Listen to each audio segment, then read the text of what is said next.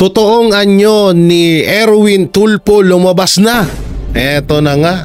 Kung matatandaan ho natin, etong si Erwin Tulfo ay hindi po ito pumirma, no, nung panahon ng pirmahan dito sa impeachment kay Vice President Sara Duterte. Nung panahon na siya pa ay isang congressman. Pero ngayon,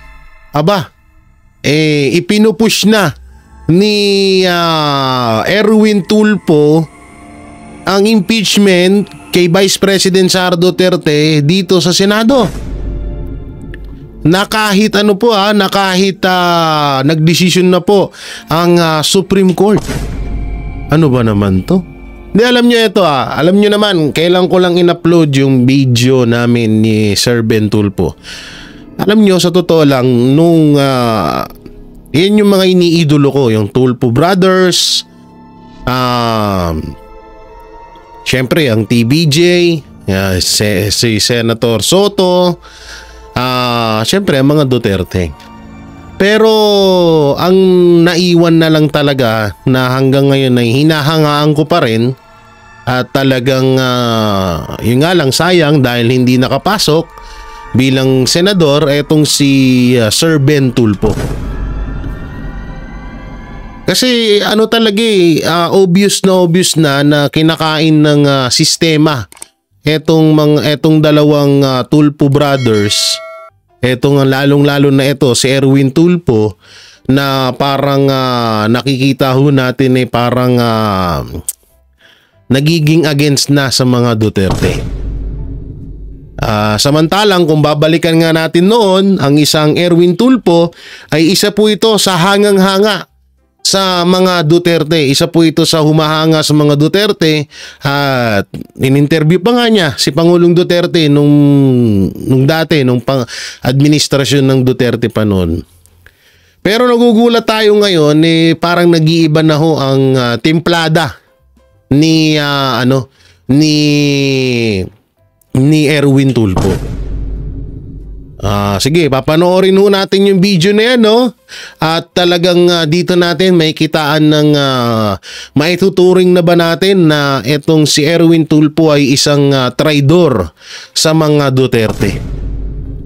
Kasi alam nyo, nakakapagtaka lang kasi nung panahon ng administrasyong Duterte ay etong si Erwin Tulfo ay talagang sumasaludo yan Pangulong Duterte. Nagugulat tayo ngayon na parang nag-iiba yung kanyang pananalita, yung kanyang alam mo na yun, yung kanyang mga inaasta. Alam naman na natin na ito ay kagustuhan din na maging isang Senate President. At sa bibig niya mismo yan nagaling dati. At etong dalawang Tulfo brothers ay nangangarap din bilang sa pinakamataas na posisyon sa gobyerno at ayun nga yung presidente.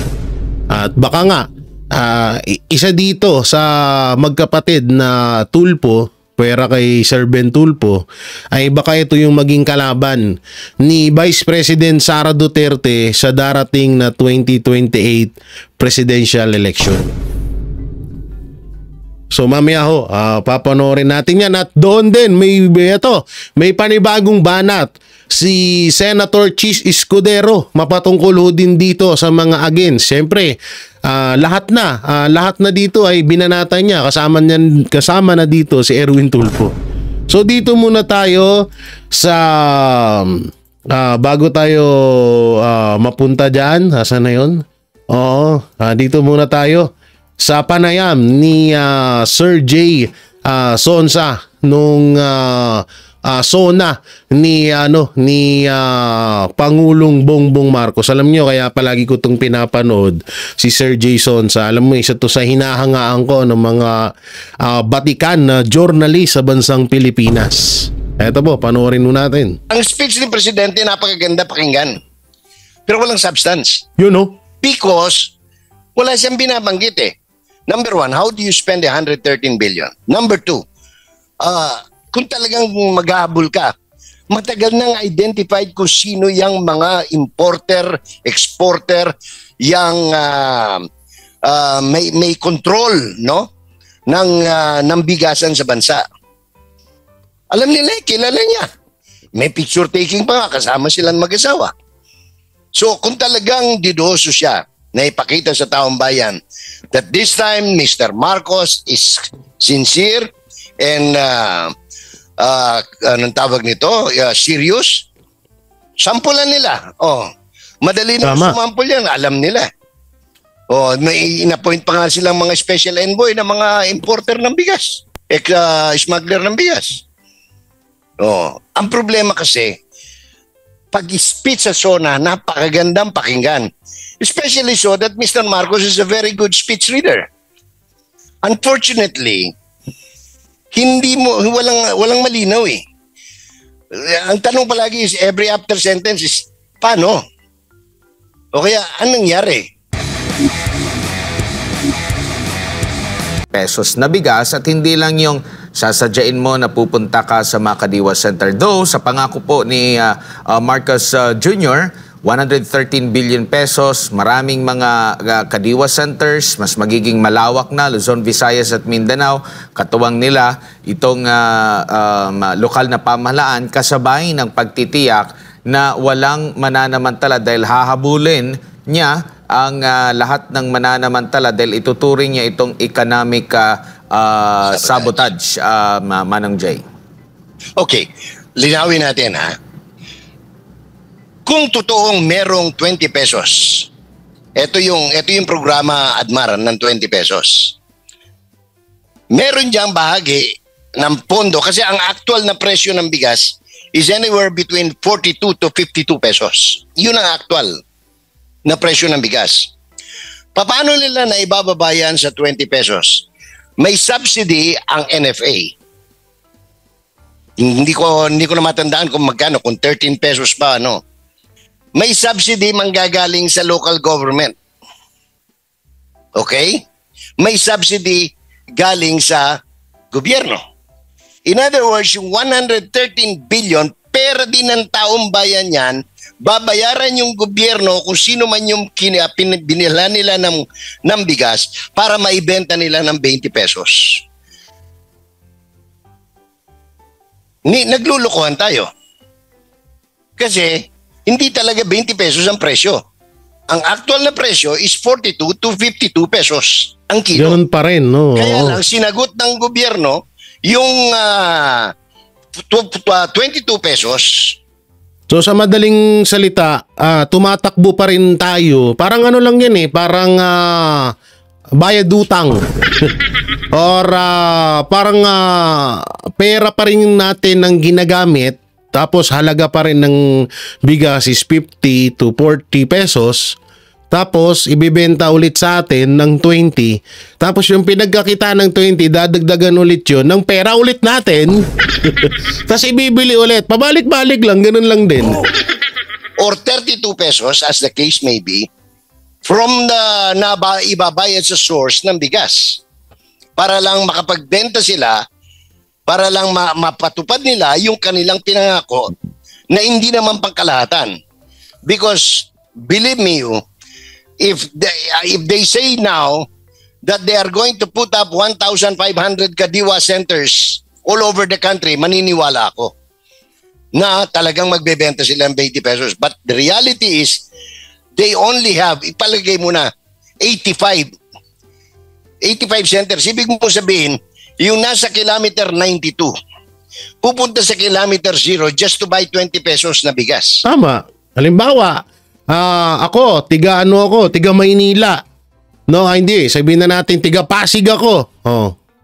So doon sa Pasig, ang bentahan doon, at alam naman na natin na may mga pwede ka magtinda. Sakali ng bigas At ang bilihan ng 20 pesos na bigas ay manggagaling pa sa sa Laguna. Halimbawa lamang to.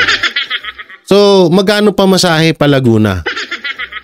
So, bibili ka ng 20 pesos na bigas doon, dadalhin mo sa Pasig para ibenta mo. So, useless pa rin. Wala.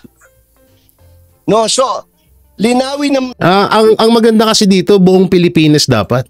Pangulo, yung 113 billion or 130 billion na yan, ano ba yan? Tama.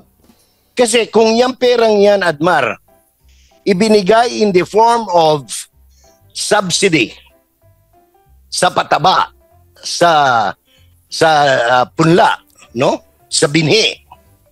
At doon sa giik at pagpapagiling ng palay. At pagkatapos mabibili ng iba-buyback ng gobyerno yung palay at sa a certain price para makapagbenta sila ng 20 pesos, then that is the correct approach. Tsaka medyo may pagkakalokohan to kasi isipin nyo maigi. Magkano ang presyo ng abono ngayon? Magkano ang presyo ng fertilizer ngayon? Dito sa 20 pesos per kilo ng bigas, maganda ho ito, walang problema dyan. Ang tanong kasi dyan, yung perang ipinambibili niyan, saan kinukuha? 'Di ba sa pera pa rin natin. So kung tumagal yan, bili ng gobyerno ng bigas ng napakamahal, tapos ibibenta ng gobyerno ng napakamura, di lalong tumaas ang utang natin. Hindi, Jay, kasi mas okay yun kasi at least nakapagbenta natupad ng administrasyon ang pangako nila na may 20 pesos kilo na bigas. Yun na nga, meron nga gano'n, natupad nga. Sige, sabihin na natin natupad. Kaso, yung pera nga na pinangbibili sa bigas na yan, napakamahal. Ganun pa rin, wala naman sila makukuha ng bigas ngayon na mura. Anong gagawin nila? Yung NFA, kasi may napanood ako isang video, hindi ko nga nire-reaction ng new kasi baka mamaya gawa-gawa lang. Ayaw ko pa rin paniwalaan, ha? Kasi baka sabihin nyo, bias. Ganun. May napanood akong video na yung 20 pesos kilo na bigas na daw yan, parang niretoke or pinaganda lang, pero dati po daw yan NFA. Yun yung sabi nila doon sa video na pero hindi ko pinapaniwalaan yun, hindi ko nga nire-reactionan So dito kasi ang mangyayari, angkat ang gobyerno ng bigas, sabihin na natin nabibili nila ng 30 pesos. Ibebenta nila ng 20, lugi na agad ng 10 piso. So saan ngayon kinukuha yung pera pambili ng bigas? Sa pera pa rin natin. Hindi nyo napapansin na sinusumbat na nila tong 100 na to? Na kaya lumaki yung utang ng Pilipinas dahil dito? At least daw natupad. Ayun yung bukang bibig ng mga loyalistang tanga. Yung mga dugyot vlogger. Ayun yung sinasabi nila, hindi, okay lang yan. At least natupad ni Marcos. Yun nga, natupad nga. Ang tanong, saan kinukuha? Pera ba ni Marcos sa sarili yun? Di ba pera pa rin natin? O tingnan niyo yung utang natin, 4 years. Ilan na? Magkano na? Magkano na? Ha? Ongoing to to 19 trillion, 18 trillion. Anak ng teteng naman. Tanga ba kayo? But if this is going to be a direct subsidy to buy rice, well-milled rice, from sources that we do not know. Of course, everybody knows kung saan nanggagaling yan. Yan pa isa. Mga kliyente rin ni First Lady. Hindi natin alam kung saan galing yan. No? Yung karamihan. Hindi natin alam kung saan galing yung mga bigas na yan. Baka mamaya yun yung napapanood natin sa India na yung basura doon ginagawang bigas. Baka lang naman, ha. Hindi ko sinasabi ngayon yun. Baka lang. Hindi kasi napapanood tayo, di ba? Yung sa India na parang pabrika ng plastic. Tinutunaw nila yung plastic. Sa maya-maya, bigas na. Smuggler at saka sa mga importers ng bigas. Pero sabi ko nga, kung talagang tunay na ang pagtulong ng presidente ng Administrasyong Marcos sa mga magsasaka at sa taong bayan, then yung perang ilalaan dyan, ilaan sa pag-support sa magsasaka, sa magtatanim ng palay, para nang sa ganoon makapagbenta tayo ng murang bigas sa mamamayan. Tama. Hindi, ako, suggestion ko, siguro, mas unahin muna ni Marcos Jr. na pababain ang presyo ng abono ng fertilizer para sa palay at bigyan niya ng panimula ng mga pananim ang mga magsasaka. Yun yung number 1. Number 2, pinakamadaling salita, tulungan muna ng gobyerno yung mga magsasaka. At kapag ginawa na nila yon, doon na magkakaroon ng panimula na magkakaroon ng murang bigas. Kasi anak ng teteng, hanggang kailan to? Hanggang kailan tong 20 pesos kilo na bigas? Hanggang sa katapusan ba to ng termino ni Marcos? Hanggang sa may papalit na bagong presidente? Hanggang kailan? Yun yung tanong din dyan. Kasi magtataka ka, may murang bigas, ang mahal ng abono ng para sa palay. Ang mahal ng gamot para sa palay. Walang sapat na puhunan ng mga magsasaka para sa pananim nilang palay. So ano ibig sabihin yan? Admar. Opo, at doon sa nabanggit niya na babala sa mga nananamantala, hindi pa ba sa tingin niyo po malinaw na merong nananamantala nito? Kasi matagal na nating naririnig ito sa mga agri-groups, no? Na nung panahon na ibinaba yung taripa dahil nagkakaroon ng pagmahal sa presyo nito sa pandaigdigang merkado, pwede pa yon. Pero ang kanilang pinagtataka, dahil bumaba na yung presyo sa mga lugar kung saan tayo nag-aangkat po ng bigas, pero tuloy pa rin na mababa yung naging taripa and mataas yung presyo ng bigas bago pa man inimplement yung 20 pesos na bigas. Pero wala tayong narinig na meron na bang mga nasampahan, inimbestigahan, wala din tayong hearing na mga pagdinig na dyan po sa Kamara ba, or talagang merong solido na naging konklusyon at merong napanagot doon. Kasi malinaw naman ata doon na mura na sa pandaigdigang merkado ang bigas, mababa pa rin yung taripa, pero pagdating dito sa mga palengke, bago pa man na-implement, bago pa man nila na ipababa, napakataas na ng presyo ng bigas, Manong Jay. Kasi ang katotohanan yan, sabi ko nga, ang pinakamurang bigas is 42. No? Whether it is smuggled, imported, or locally produced. No? So, how could you sell 20 unless you subsidize ka? Which was their plan before the election, if you remember, Admar, no? Ang tindi pa noon, kasi kung halimbawa ikaw ay taga Davao del Sur, yung gobyerno ng Davao del Sur, magsasubsidize din.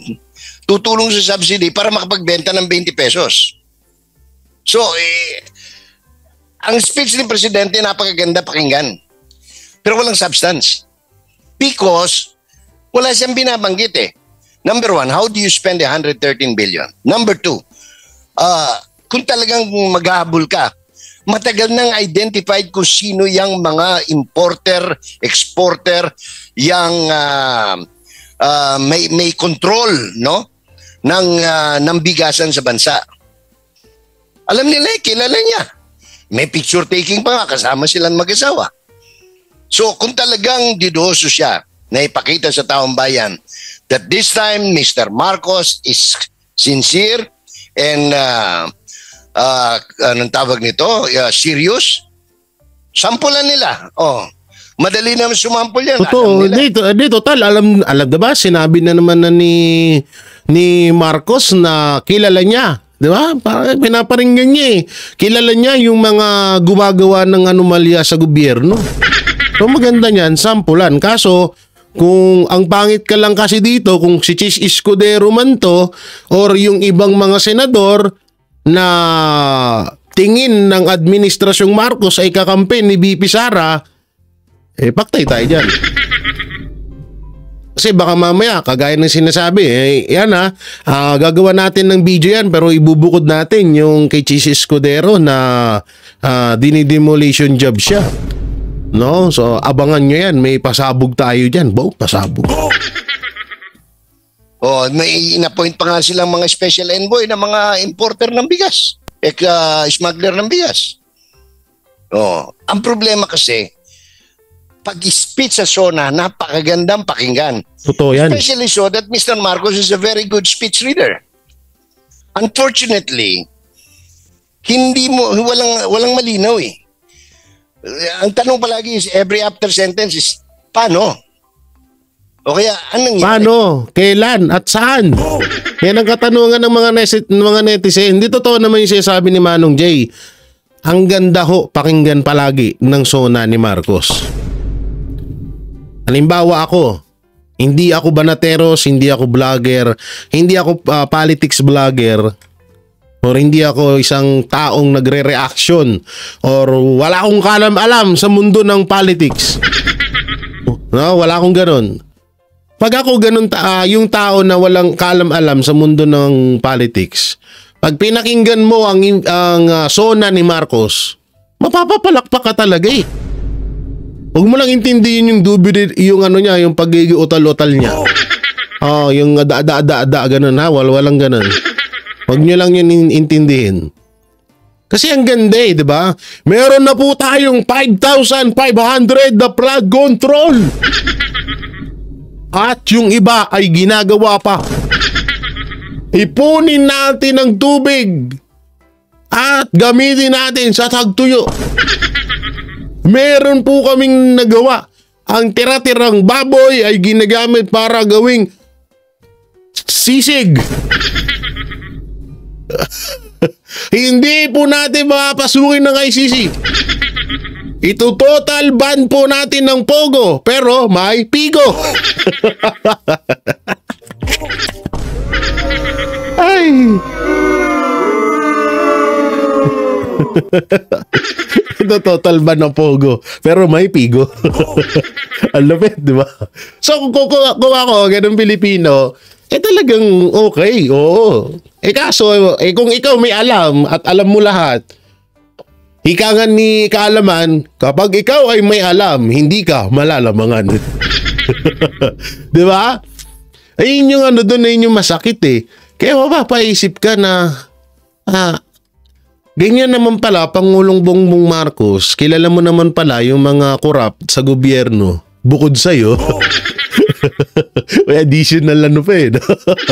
Bukod sa'yo, gawan mo ng paraan, kasuhan mo, tanggalin mo, batas mo yan, ikaw presidente. Diba?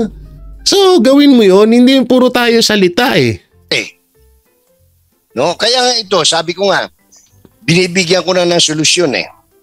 Ako, if I may suggest, no, an unsolicited suggestion is gamitin nila yung perang yan. Number one, you collapse all the other bureaus, no, of the Department of Agriculture. Ang dami yan, mahigit 18 yung bureaus and other corporations under the DA.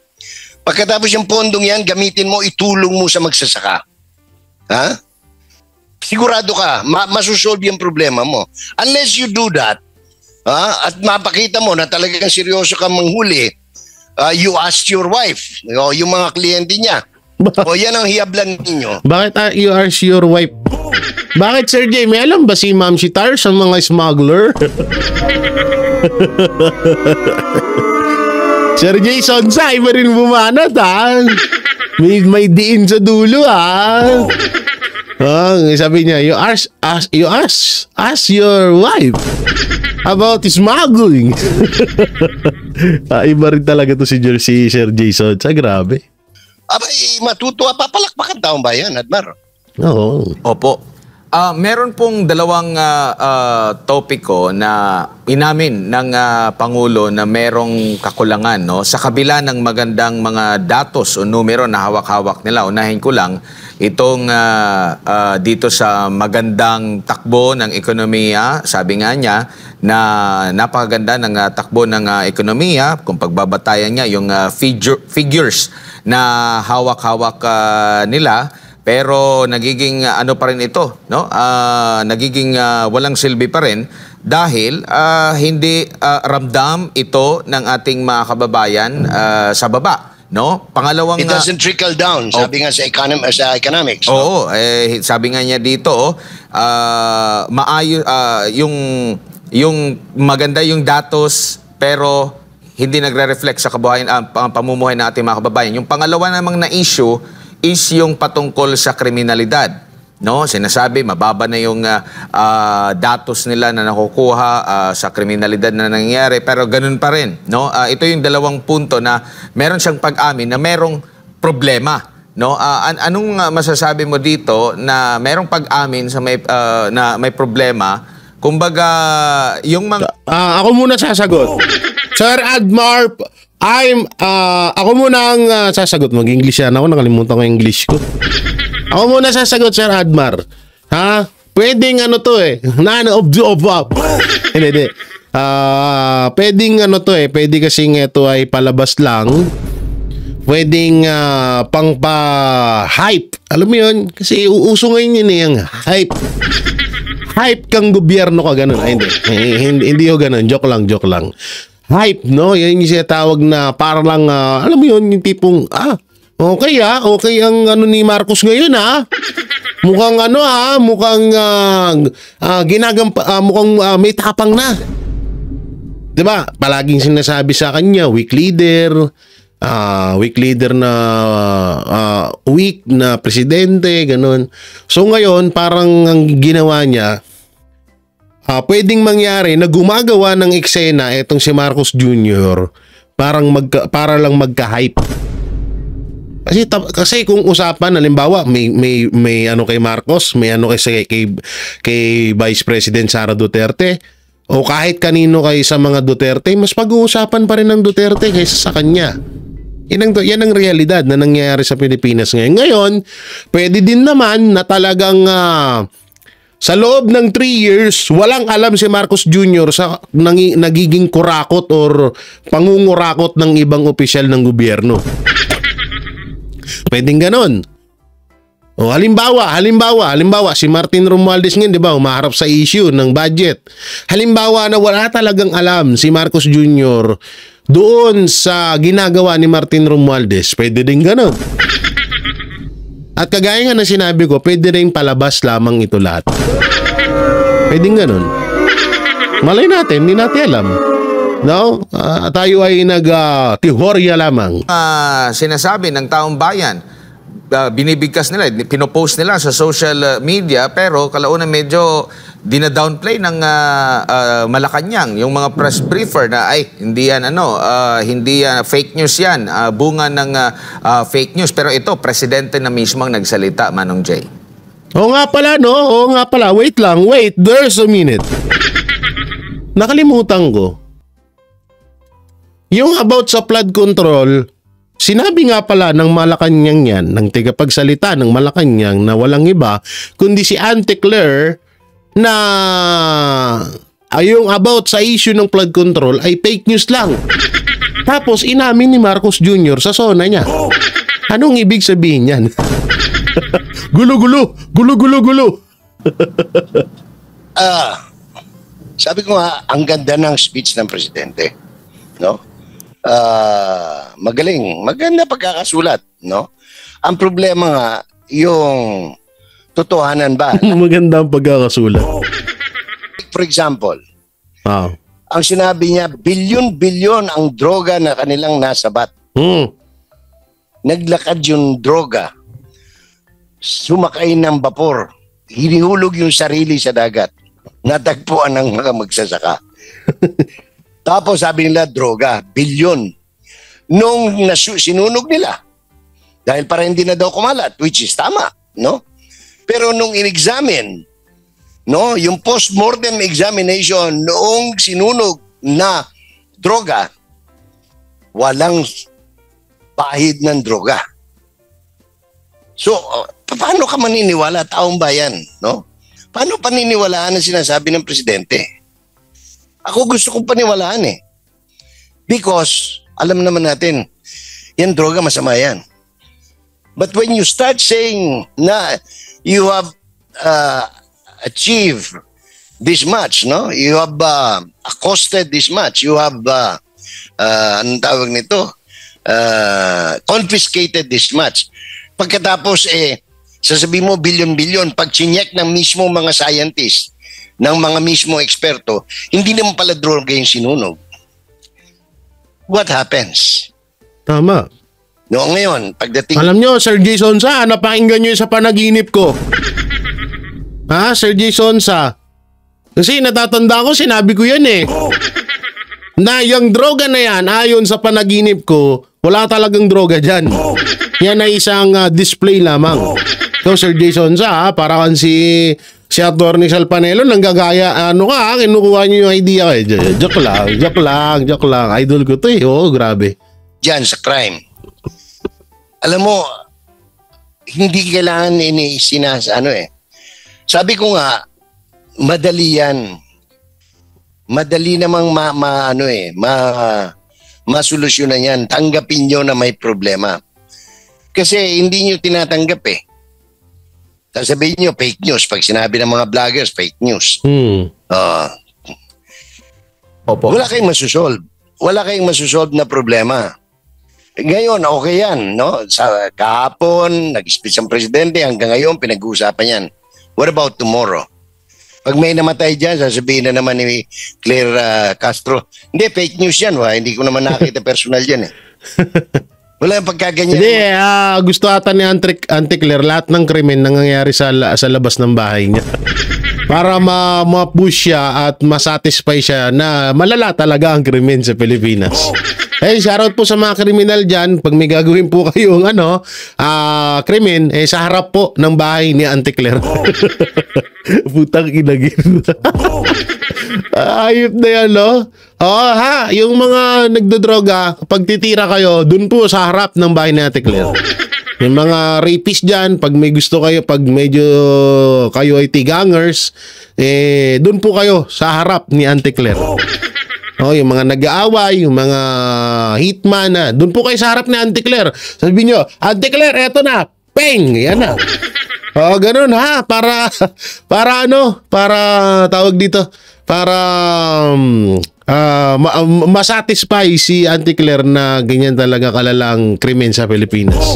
Kasi baka sabihin na naman fake news eh. Mga attitude ng nasa gobyerno, walang kapag-asa itong gobyernong ito. Yan so syempre Sir Jason Sa dito naman tayo sa wag mo na yan mamaya na dito tayo kay Ma'am Malutikia. Hindi pala manay pala dito hindi ito sana wag yan sana hindi yan sige ito na nga ito pala ito yung isang video ni Sir Jason Sa tuloy natin alam niyo ito pasensya na kayo ako po ay sobrang gusto ko talaga laging napapakinggan din ang opinion ni Sir Jason Sa kasi talagang alam niyo yun ang sarap pakinggan at marami ka ring natututunan kapag siya yung talagang nire-reactionan ko. Kailangan ipakita nila mag-example sila. I don't want to pass judgment, no? Kasi meron pa namang may pagkakataon pa, no? Pakita nila, pag nakita yan ng taong bayan, mismong taong bayan ang hahanga. Dito ako tawang-tawa no? Ito, alam nyo, takang-taka talaga ako dito sa mga pumapalakpak, todo palakpak ni Alam mo, hindi pa nga, wala naman sinabi na para ikapalakpak ni Marcos, pero sa parang hindi ko lang mawari sa aking kaisipan na sa ganung kaliit na bagay na sinasabi ni Marcos, grabe ang palakpakan nila. Opo, Sir Jay, napakarami pa namang good news doon sa mga nabakit. Teka, may good news Yes, na Sir Jay. pala, no? Gusto ko lang i-acknowledge din ng presidente because he acknowledged the efforts of our Filipino athletes, no? Opo. Na naging kampiyon, nag-gold medal. Kaso nga lang, palyado pa rin. Kasi na shoutout niya pa si Torres. Sa bagay paano hindi mo siya shoutout kauna-unahang athlete. Kauna-unahang boksingero na nanalo na walang kalaban. Although wala siyang binabanggit, hindi niya binanggit si Heidelin Diaz, hindi niya Nabanggit po, Sir Jay. Nabanggit po lahat. Nabanggit niya. Oo, Sige. Nabanggit din sa Pacquiao. Marami yung binanggit po niya ng mga Filipino athlete po. Pero ang special citation niya, doon ako humanga. Sino po? Yung bagong kampiyon, no? Si Bago. General Nicolas Torre III, no? Yung mga binanggit kasi niya na talagang totoong nag-gold medal, nag-kampiyon, may mga nakalaban yon. Ang dami. Like halimbawa, si Alexander Yala. Patay ka dito, Tore. Talagang ang pinataob niya, 4 na World Grand Slam champion. Totoo yun. No, di ba? Si EJ Obiena. Ganon din. Totoo Marami yun. lahat sila. Si Marvin Jerusalem, yung boxing, ang daming dinaanan niyan bago siya naging world champion. No? So, itong mga si Jamie Lim, no? Anak ni Samboy Lim, naging world champion sa karate. Maraming nakalaban, no? Magkapilay-pilay, lalo na si Maggie Ochoa ng jiu-jitsu. May mga nakalaban. Pero si Torre, ibang klase, nagkampiyon, walang kalaban. O, di ba? Congratulations. Congratulations. Congratulations talaga. Opo, opo.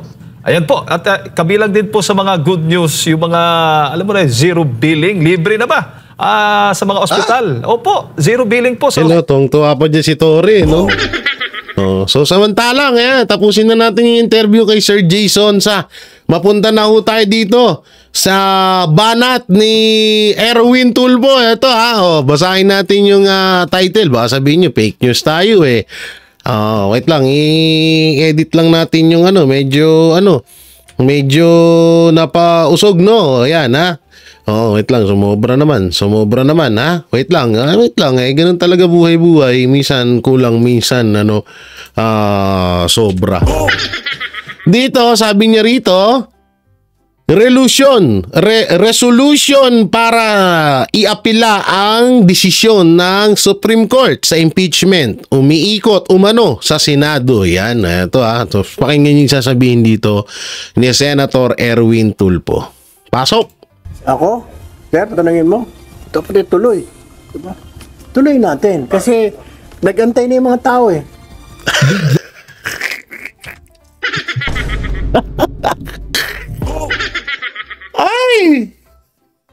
Ay!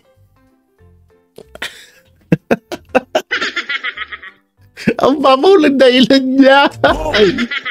Ang babaw ng dahilan mo, Senator. Ba't ka naman ganyan? Ba't ka naman ganyan, Senator Erwin? Ang babaw. Tuloy natin. Ang dami nag-aantay eh. Tuloy natin. Naumpisahan na ng Congress yan eh. Paano naman yung desisyon ng Supreme Court? Senator Erwin Tulfo.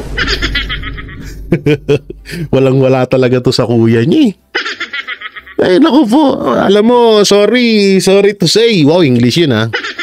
Masakit mang sabihin, Senator Erwin Tulfo, mas deserve ni Sir Ben Tulfo ang pagiging senador kaysa sa'yo. Sorry ha. Ulitin natin. Tingnan nyo. Tuloy natin. Dahil nag-aantay. Para kang alam mo yung parang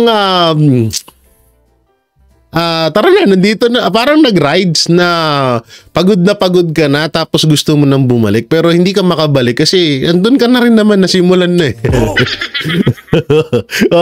Ang babaw lang sige, trip mo yan eh. Ako? Sir, tanungin mo? Dapat tuloy. Diba? Tuloy natin. Kasi nag-antay na yung mga tao eh. Bigyan ng mga tao ng tsansa na malaman ang katotohanan. Ito ang posisyon ni Senador Erwin Tulfo. Ano ba bang katotohanan ng gusto mo, ngani? Obvious na ngani. Nagdesisyon ng Supreme Court at obvious naman na lumabag talaga sa one barrel rule ang Congress. Ito yung sinasabi ko sa inyo na hindi porket hindi pumirma ng impeachment labang kay Vice President Sara Duterte, ikakampi na. Hindi porket naririnig nyo na kinakampihan ng mga Duterte ay kakampi na. Kadalasan merong mga nagpapanggap, tandaan nyo yan. Katulad lang nito. Malamang, halimbawa kung sakaling mapanood nyo to, sabi niya, OJ, paano mo nasabing Judas ako? Paano mo nasabing traitor ako? Hindi naman ako pumirma. Yan ang dahilan eh. Hindi naman pumirma sa impeachment kay Duterte. Tingnan nyo naman sinasabi ngayon. Sa impeachment trial ni Vice President Sara Duterte, Ngunit matapos maglabas ng desisyon ang Supreme Court na ipinapawalang bisa ang articles of impeachment na isinampa laban sa Vice Presidente, magkakaroon anya ng constitutional impasse kapag hindi ito sinunod. Hindi rin anya ito magandang ehemplo sa mga mamamayang Pilipino. Paano hindi magandang ehemplo? Kataas-taasan nga yun. Kataas-taasang hukom yun. Paano hindi magiging magandang ehemplo? Kayo ang hindi magandang ehemplo dahil itinuturo nyo sa mga bagong henerasyon, sa mga kabataan na huwag sundin ang kataas-taasang korte. Ngunit inihayag ni Senador Juan Miguel Zubiri na may ilan sa mga miyembro ng Senado na umaapila dito. Ayon kay Senador Migs, nirerespeto niya ang kanyang mga kasamahan na isinusulong ang resolusyon para umapila sa Supreme Court na muling ikonsidera ang desisyon nito sa impeachment case. Ngunit nanindigan ito sa kanyang posisyon na dapat agad na sumunod ang Senado sa pasyal na taas-taasang hukuman dahil ito ay immediately executory at final and binding. Ganito kasi yan Senator Rapi Tulfo, Erwin Tulfo, turuan kita. Halimbawa, katulad niyan, si Duterte Youth Party List Cardema nagsampa ng impeachment kay Bongbong Marcos noong 2025,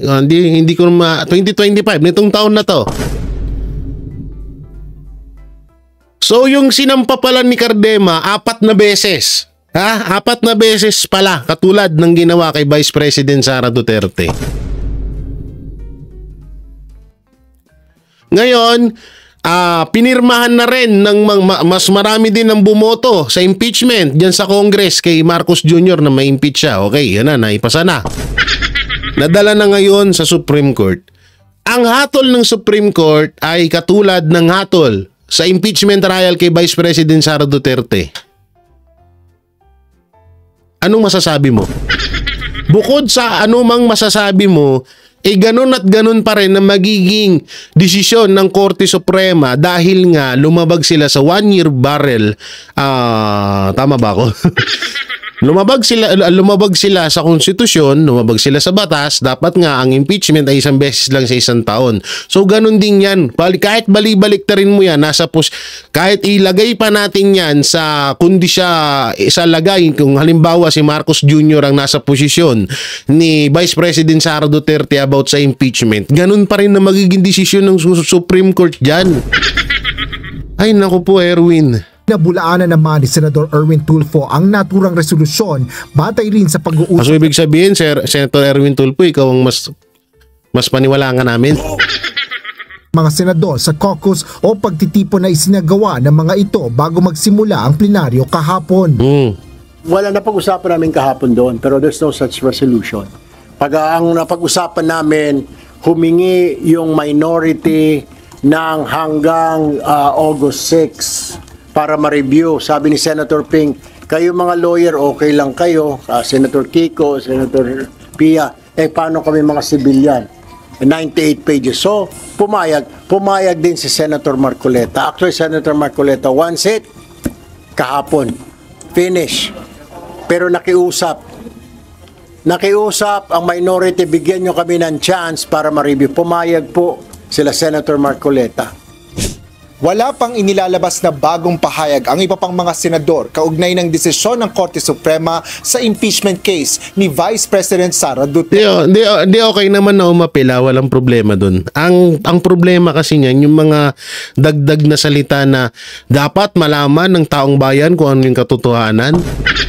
Hindi pa ba katotohanan na ito ay isang political agenda lamang? Ito ay black propaganda lamang laban sa mga Duterte?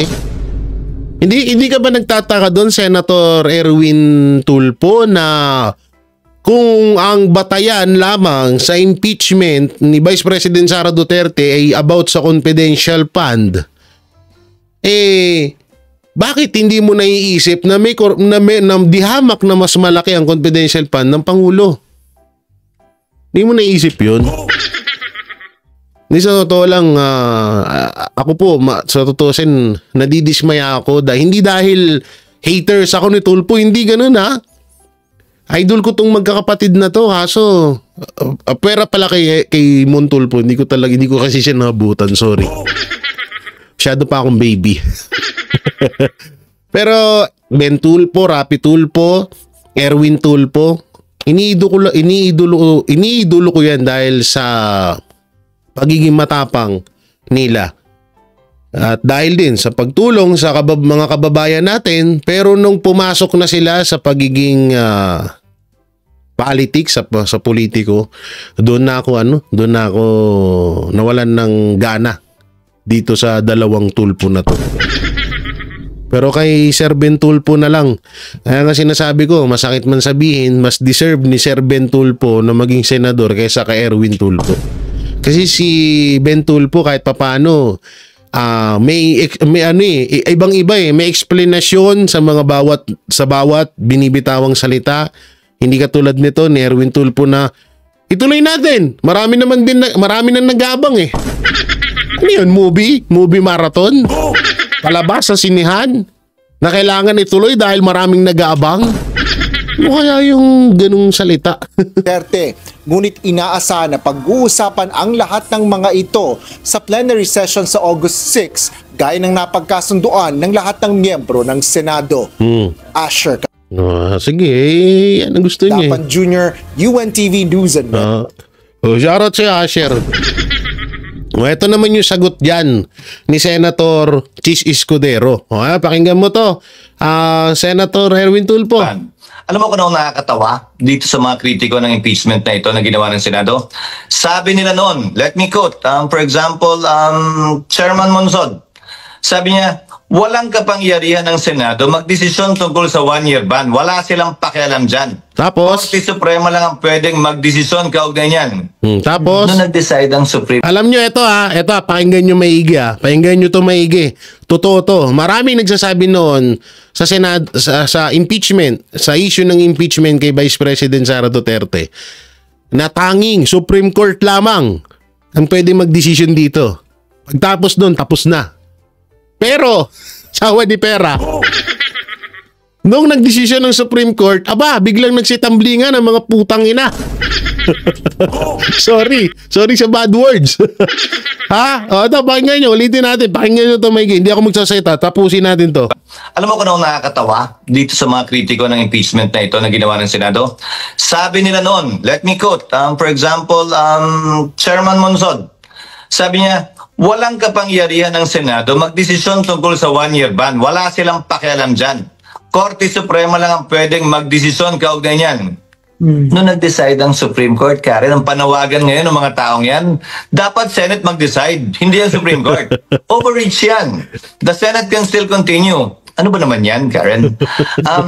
The rule and the law and the Constitution has to remain the same regardless of your position, regardless of who you're against, regardless of who the case is against.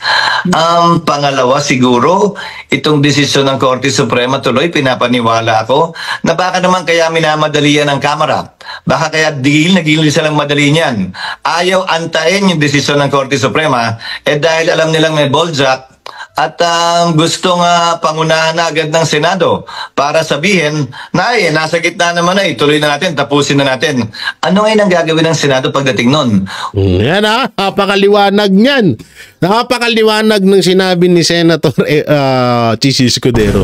Yun ang nangyari talaga.